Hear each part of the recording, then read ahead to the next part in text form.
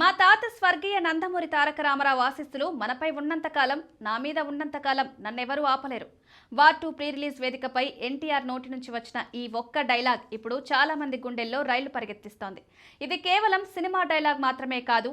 Junior NTR కళల్లోని కసి, మాటల్లోని ధీమా, ప్రవర్తనలో వచ్చిన మార్పులు చూస్తుంటే ఆయన అడుగులు నందమూరి తారక రామారావు బాటలో రాజకీయాల వైపు పడుతున్నాయేమో అనే చర్చ మొదలైంది. ఒకవేళ అదే నిజమైతే చరిత్ర పునరావృతం కావడం ఖాయమనే అభిప్రాయాలు వ్యక్తమవుతున్నాయి. గతంలో టీడీపీ తరపున ఎన్టీఆర్ ప్రచారం చేసి ఆ పార్టీకి తన వంతు కృషి చేశారు. కానీ ఆ తర్వాత పార్టీకి దూరమయ్యారు. ఎన్టీఆర్ను పార్టీకి దూరం చేశారా లేక ఆయనే దూరంగా ఉన్నారనే విషయంపై స్పష్టత లేదు. అయితే తాజా పరిణామాలు ఆ నిజాన్ని బయటపెట్టేలా ఉన్నాయి.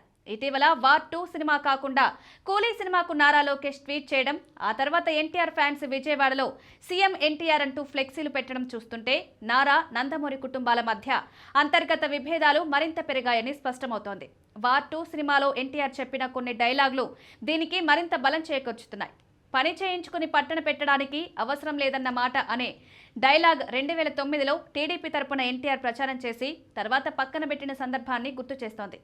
ఒక మనిషి ఈగోని గెలికితే ఎంత దూరమైన వెళ్తాడు అనే డైలాగ్ కూడా ఎన్టీఆర్ వ్యక్తిగత ఈగోకు దెబ్బ తగిలిందని, అందుకే పార్టీకి దూరంగా ఉన్నారని సూచిస్తోంది. ఈ పరిణామాలు చూస్తుంటే ఎన్టీఆర్ పొలిటికల్ ఎంట్రీ ఇస్తే ఆశ్చర్యపోనవసరం లేదని చాలా మంది భావిస్తున్నారు. ఒకవేళ అది జరిగితే జగన్ వైఎస్ఆర్ కాంగ్రెస్ స్థాపించినట్లు తాత స్థాపించిన పార్టీ పేరునే ఎన్టీఆర్ తెలుగుదేశంగా స్థాపించినా ఆశ్చర్యం లేదంటున్నారు.